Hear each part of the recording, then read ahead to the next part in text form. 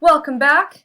Act 1, Scene 3. We're ready. I found an audiobook that matches the text perfectly, figured out my sound quality. My pen still sucks. It's fine, we're not using her. Alright, let's go straight to our summary. Now, we've met Hal, we've met Falstaff, we've met the king and his supporters.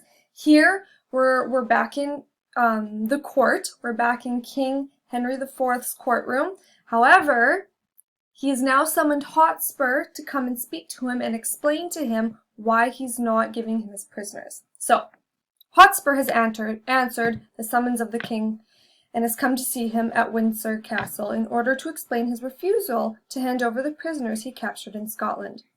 Hotspur's father, the Earl of Northumberland, and his uncle, the Earl of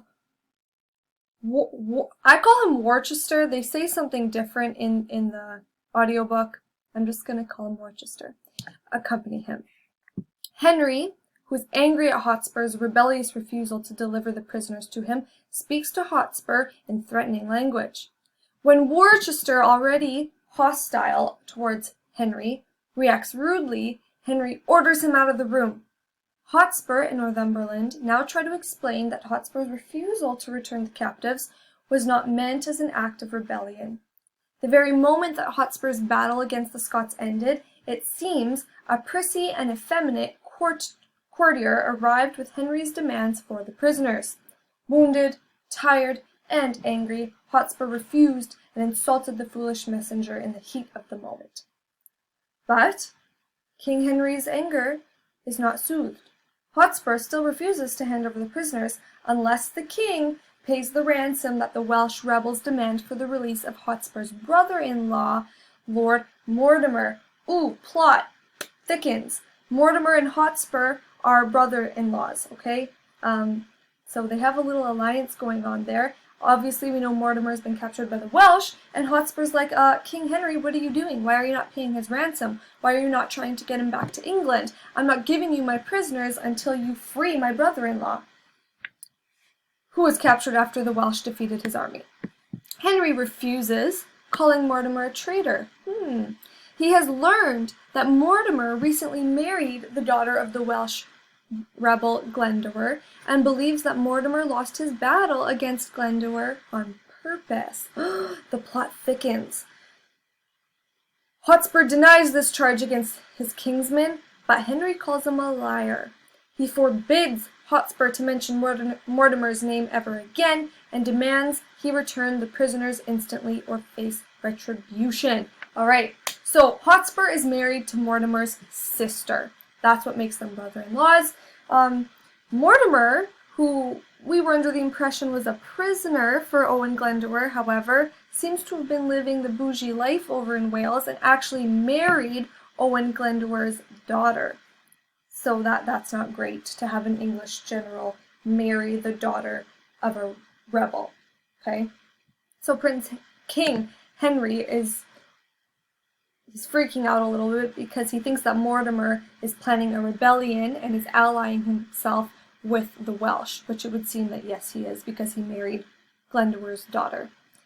After Henry and his attendants leave the room, Worcester returns to his brother and nephew, and Hotspur unleashes an enraged speech. He alleges that Henry may have ulterior motives for refusing to ransom Mortimer. Before he was deposed, Richard II, Henry's predecessor, had named Mortimer heir to the throne.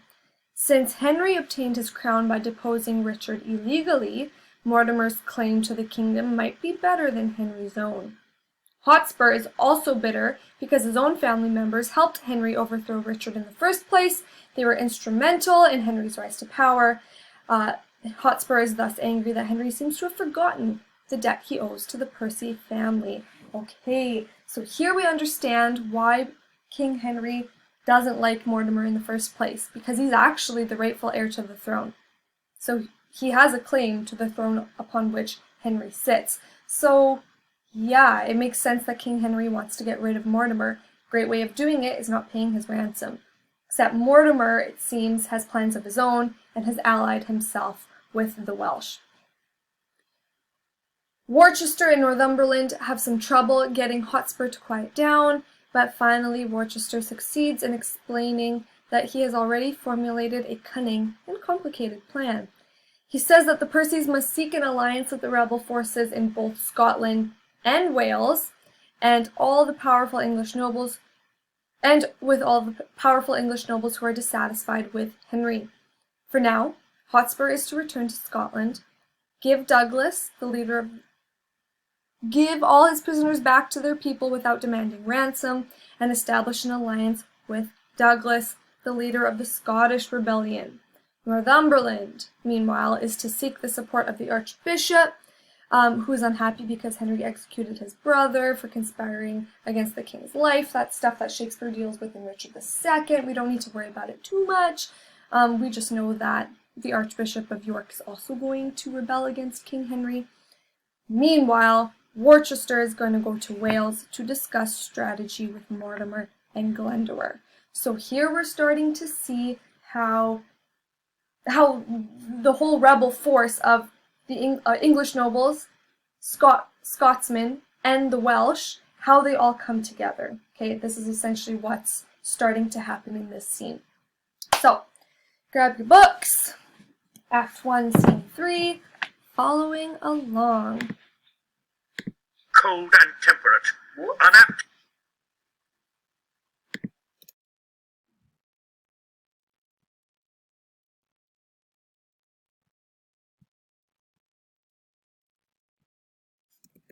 Here we go. Oh, excellent. Okay.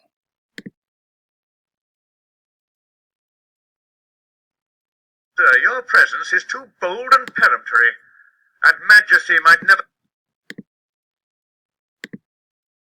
My blood hath been too cold and temperate, unapt to stir at these indignities, and you have found me, for accordingly you tread upon my patience.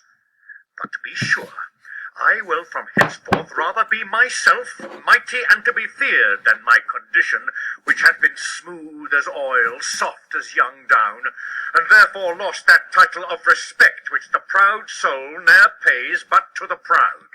Our house, my sovereign liege, little deserves the scourge of greatness to be used on it. And that same greatness, too, which our own hands have hoped to make so portly. My lord. Was to get thee gone, for I do see danger and disobedience in thine eye. Oh, sir, your presence is too bold and peremptory, and Majesty might never yet endure the moody frontier of a servant brow. You have good leave to leave us. When we need your use and counsel, we shall send for you.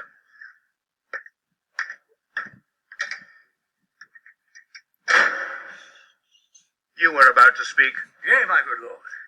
Those prisoners in your highness' name demanded, which Harry Percy here at home then took, were, as he says, not with such strength denied as is delivered to your majesty. Either envy, therefore, or misprision is guilty of this fault, and not my son. My liege, I did deny no prisoners. But I remember when the fight was done, when I was dry with rage and extreme toil, breathless and faint, leaning upon my sword, came there a certain lord, neat and trimly dressed, fresh as a bridegroom, and his chin new reaped, showed like a stubble land at harvest home.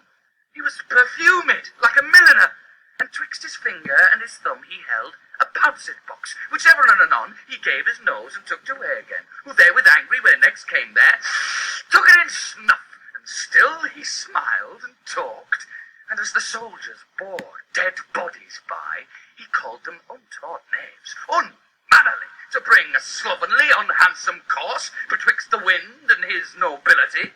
With many holiday and lady terms he questioned me, amongst the rest demanded me prisoners in your majesty's behalf. I then, all smarting with my wounds being cold, to be so pestered with a popinjay, out of my grief and my impatience, answered, neglectingly I know not what, he should or he should not, for he make me mad, to see him shine so brisk and smell so sweet, and talk so like a waiting gentlewoman of guns and drums and wounds. God save the mark! And telling me the sorest thing on earth was parmacity for an inward bruise, and it was great pity, so it was, this villainous saltpeter should be digged out of the bowels of the harmless earth, which many a good tall fellow had destroyed so cowardly, and but for these vile guns himself have been a soldier. This bald, unjointed chat of his, my lord, I answered indirectly, as I said. And I beseech you, let not his report come current for an accusation betwixt my love and your high majesty. The circumstance considered, good my lord, whate'er Lord Harry Percy then had said to... Okay, so here Hotspur is explaining why he didn't give the prisoners right away, and it wasn't an act of rebellion. He's just saying, listen, the guy you came to come and get the prisoners was so insulting because he walked out on the battleground and he was wearing perfume. So where does he say this?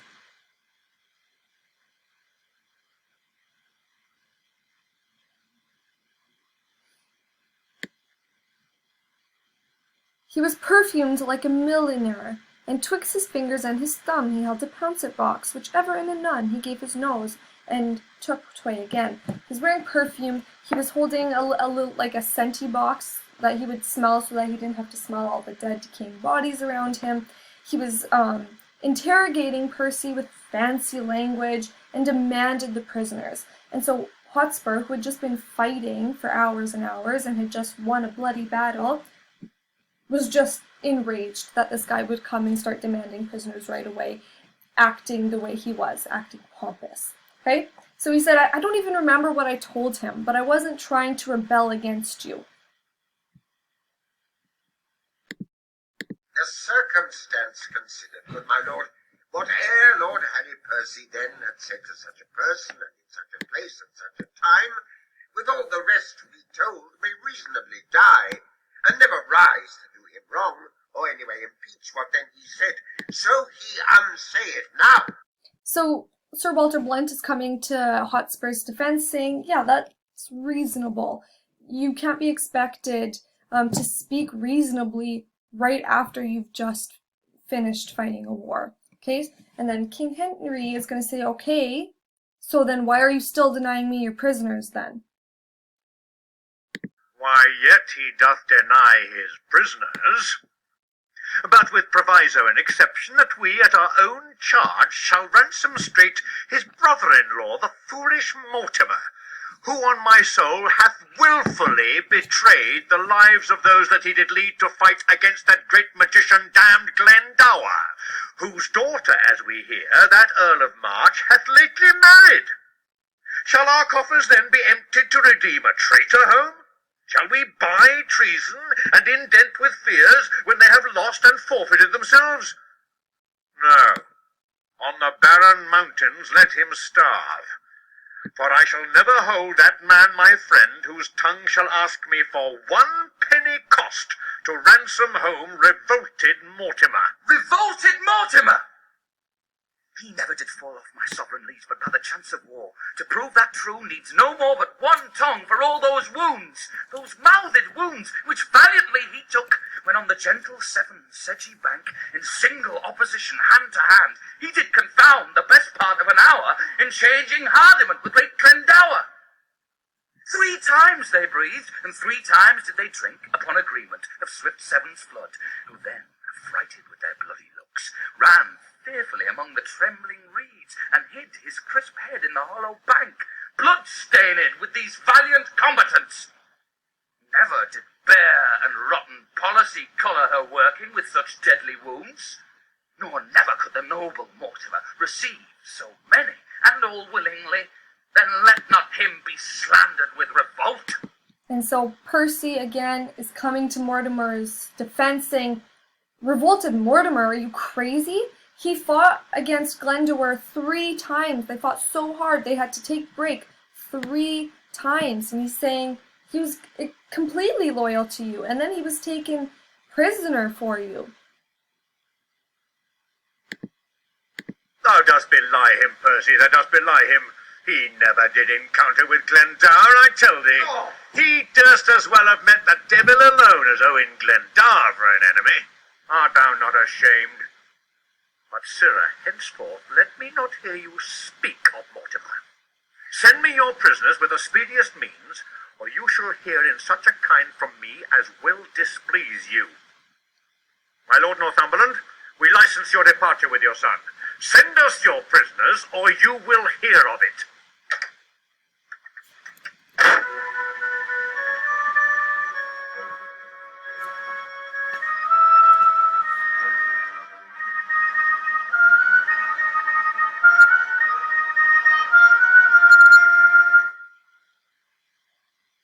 Let the devil come and roar for them.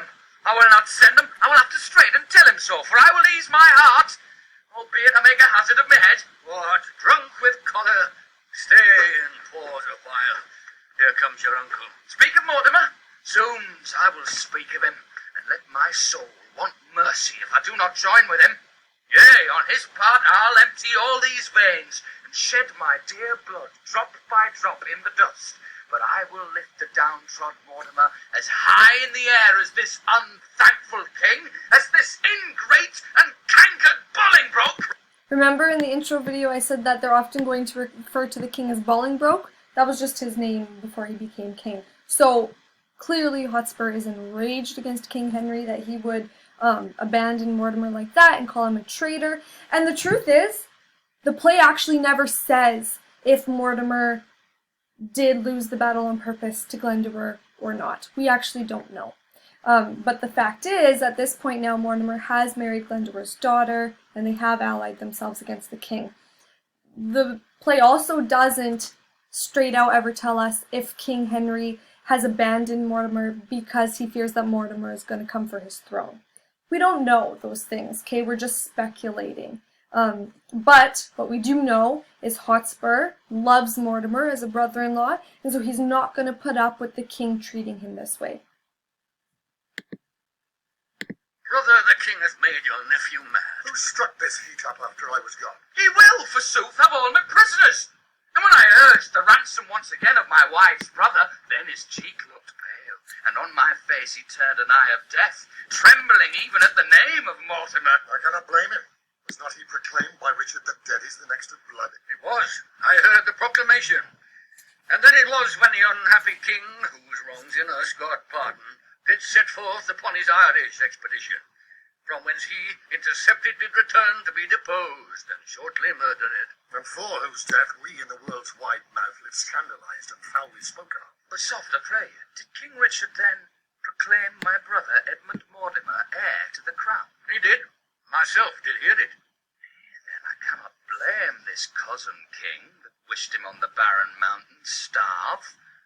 But shall it be that you that set the crown upon the head of this forgetful man, and for his sake wear the detested blot of murderous subornation, shall it be that you a world of curses undergo, being the agents or base second means, the cords, the ladder, or the hangman rather? Oh, pardon me that I descend so low, to show the line and the predicament wherein you range under this subtle king. Shall it for shame be spoken in these days, or fill up chronicles in time to come, that men of your nobility and power did gauge them both in an unjust behalf, as both of you, God pardon it, have done, to put down Richard, that sweet, lovely rose, and plant this thorn, this canker, Bolingbroke? And shall it in more shame be further spoken that you are fooled, discarded, and shook off by him for whom these shames ye underwent?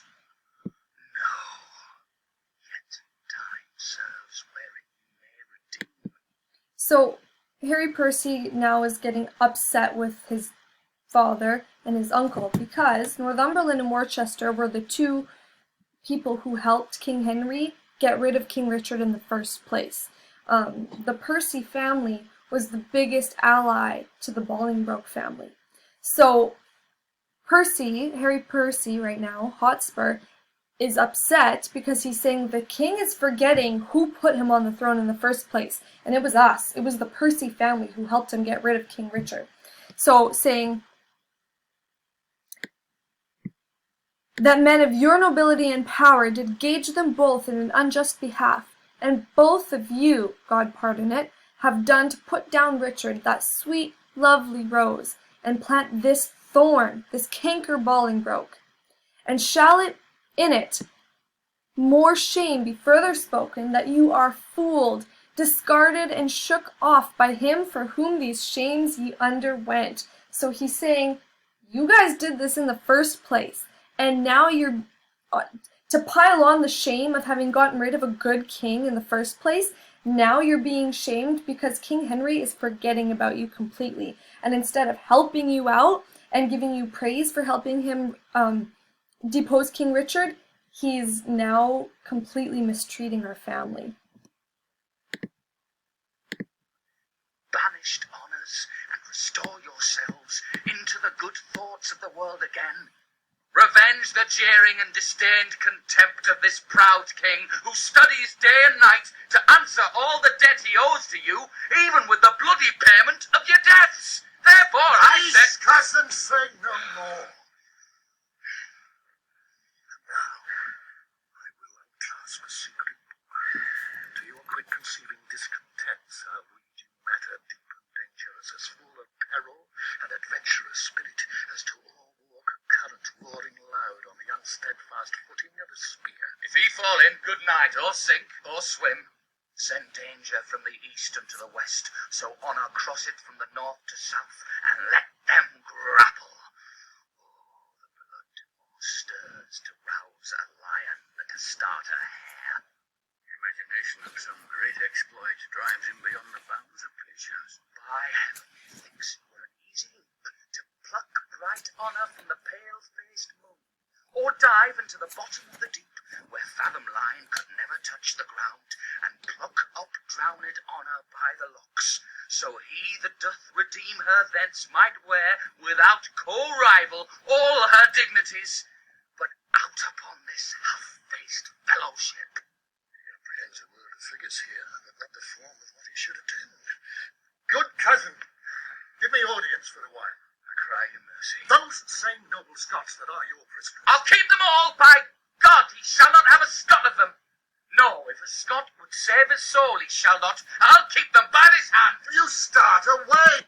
And here we see a little bit of Hotspur's personality as well. So the Earl of Worcester clearly has a plan that he's trying to tell Percy. He's trying to tell Hotspur of his plan, and Hotspur just won't even let him get a word in. He's so angry, he's going on about how he's not going to give up any of his prisoners, and his uncle's essentially saying, will you just shut up and let me tell you my plan? Like, I've got something going on here. You just need to settle down.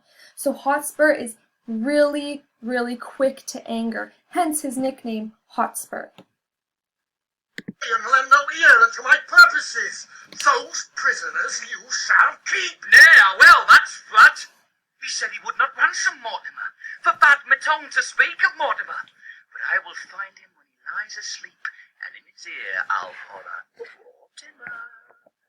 Nay, I'll have a starling shall be taught to speak nothing but Mortimer, and give it him to keep his anger still in motion. Here you cutter a word. All studies here I solemnly defy, save how to gall and pinch this Bolingbroke.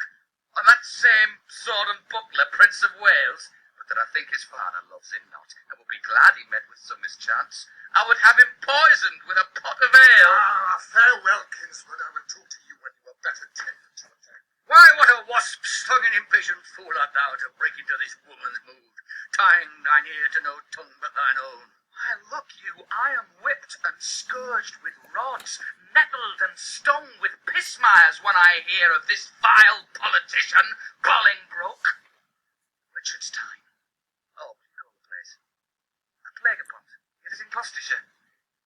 'Twas where the madcap Duke his uncle kept.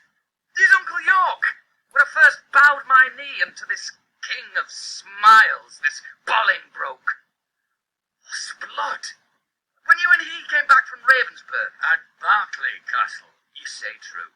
Why, what a candy deal of courtesy this fawning greyhound then did proffer me. Look, when his infant fortune came to age, and gentle Harry Percy, and kind cousin, oh, the devil takes such cozeners. God forgive me. Good uncle, tell your tale, for I have done.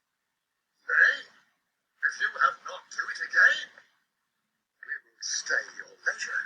I have done, i' faith. Then once more to your Scottish prisoners. Deliver them up without their ransom straight, and make the Douglas on your in Scotland, which, for divers reasons which I shall say, be assured will easily be granted. You, my lord, your son in Scotland being thus informed, shall secretly into the bosom of that same noble prelate well beloved, the Archbishop of York. So, you're saying you done, Percy?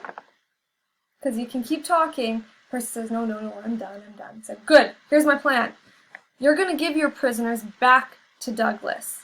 Douglas being the Scottish man that Percy won, that Percy defeated in the first place. You're going to give him back his prisoners. You're not going to ask him for a thing in return. And instead, you're going to create an ally with the Scottishman. Meanwhile, Northumberland, you are going to go and create an ally out of the Archbishop. Okay? True, who bears hard his brother's death at Bristol, the Lord Scroop. Speaking of this installation is what I think might be, but what I know is ruminated, plotted, and set down, and only stays but to behold the face of that occasion that shall bring it on. I smell it. Upon my life, it will do well. Before the game's afoot, thou still let slip. Why, it cannot choose but be a noble plot, and then the power of Scotland and of York to join with Mortimer, huh? And so they shall. Faith, it is exceedingly well aimed. And 'tis no little reason bids us speed to save our heads by raising of a head. For, bear ourselves as even as we can, the king will always think him in our debt, and think we think ourselves unsatisfied till he hath found a time to pay us home. And see already how he doth begin to make us strangers to his looks of love. He does. We'll be revenged on him. Cousin, farewell. No further doing this than I by letters shall direct your course. When time is right, which will be Sunday, I'll steal to Glendower and Lord Mortimer, where you and Douglas and our powers at once, as I will fashion it, shall happen to bear our fortunes in our own strong arms, which now we hold with much uncertainty. Farewell, good brother. We shall thrive, I trust. Uncle, adieu. Let the hours be short, till fields and groves applaud our sport. Alright, so the final thing that's important here is that, where does he say it? The king will always think him in our debt, and think we ourselves unsatisfied, till he hath found a time to pay us home, and see already how he doth begin to make strangers to his looks of love. The king will always think him in our debt, saying the king knows we were the ones who put him on the throne in the first place. So he's always going to think that he owes us something. But a king doesn't owe anyone anything. So essentially he's saying the king will always think he owes us for having helped him take the throne, and he's going to worry that we don't feel like we've ever been properly compensated. So he's going to try to find a way to get rid of us. And see already how he's thrown me out of his court. See already how he's made an enemy out of Mortimer. So here we start seeing the contention between the Percy household and the Bolingbroke household, who at one point in Richard II, they were allies. Now they're starting to have contention between the two houses, and they're starting to fight one another. Okay, let us move on to our questions. Hotspur is shown as an impatient man. How would his impatience benefit him on the battlefield? How would it be a detriment in his personal interactions? Well, we see that here. Clearly, impatience would help him win battles in that he's able to react quickly. He doesn't have to take too much time to think about things. He's obviously not an overthinker. However, it's detrimental in his relationships because he exhibits rash behavior, which we see repeatedly in this scene.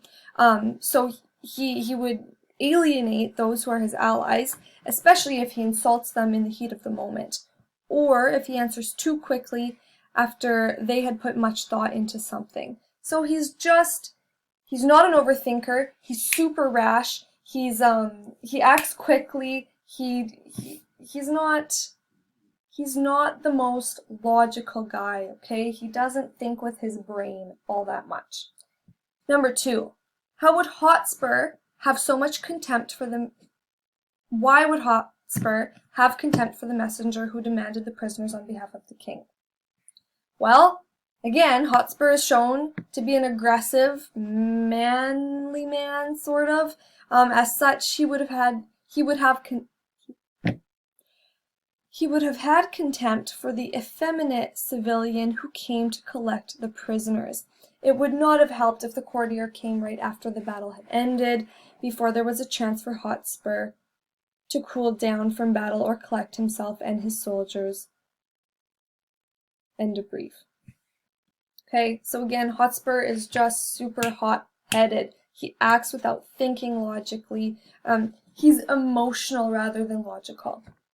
How does Hotspur see honor? That being said, to say that he doesn't think logically, he's still extremely courageous, okay? So how does Hotspur see honor? Hotspur sees honor as something tangible, something that can be found in the face of danger. He believes that it is closely tied to glory. He scorns people who do not see it as clearly as he does. It is an ideal that he chases after, even at risk of losing grounding in more practical and immediate needs, or in face of the big picture. For Hotspur, attaining glory and attaining honor is what life is about, all right? And the way he sees that, the way he does that is by acting quickly, being hot-headed, and it's proven to serve him well in the battlefield, but it doesn't serve him well with people. Number 4, Hotspur's tendency to chase after ideals instead of thinking practically is a serious flaw in his ability to perform as a strategist and a soldier. How does this contrast with what we've seen of Harry so far? So, like I said in my intro video, Hotspur and Harry are complete opposite. They're each other's foils. Hotspur is very in the moment and can't seem to think ahead in terms of the big plan. This clearly contrasts with Harry, who revealed in his soliloquy a long-term plan to impress the people of England. So Hotspur lives in the moment, whereas Harry sees the big picture. Harry has a plan kind of a guy. Hotspur just acts emotionally. He reacts. Hotspur is more concerned with upholding ideals and morals. Harry has a more ambiguous moral code. So Harry is willing to do things that Hotspur wouldn't be in order to achieve the big picture, his goal. What does Hotspur want from Henry before he will give him the prisoners? He wants Henry, to pay the ransom to the rebels for the release of his brother-in-law, Mortimer. And obviously King Henry says, no, I'm not doing that. So that's why Hotspur gets extremely ragey against the king. Skipping number 7 for now, because we're going to speak to it more a little bit later on in the play. That's it for this week. The entirety of Act 1 is finished. All you have for this week is to watch these videos. Do watch the film adaptation. It's going to help you a lot to be able to picture exactly what is going on as we're reading. Okay, that's it. Hope you are all well. Ask me any questions if you have. Goodbye.